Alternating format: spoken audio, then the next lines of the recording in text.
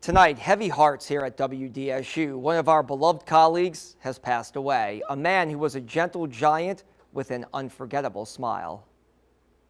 In an industry where people pay attention to what's in front of the camera, he was one of the best behind it.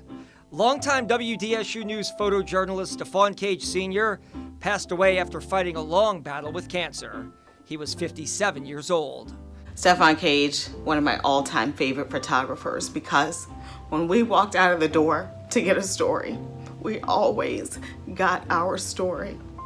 We would meet people under the worst circumstances. They had just lost a loved one, their home had burned down, some complete catastrophe happening in their life. And they wouldn't want a camera in their face, but somehow Cage would get people to talk. He just knew how to warm them up. He could disarm people with his smile. Born and raised in Tangipahoa Parish, Cage started here at WDSU back in 2003 and was on the front lines for some of the biggest news stories in Louisiana history.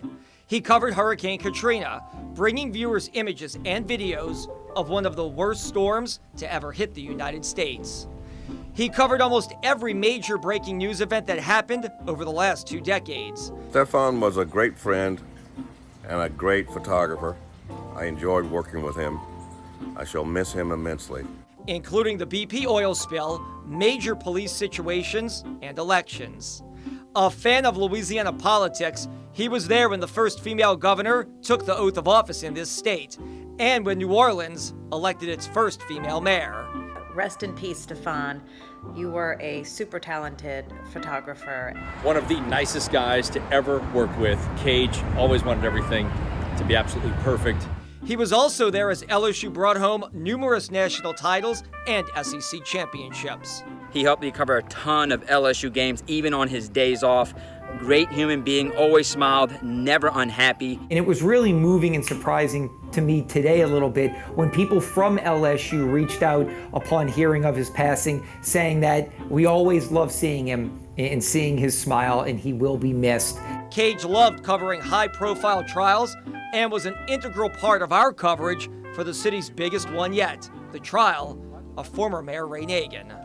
Cage died surrounded by family and friends, including his son, Stefan Jr., also a photographer here at WDSU.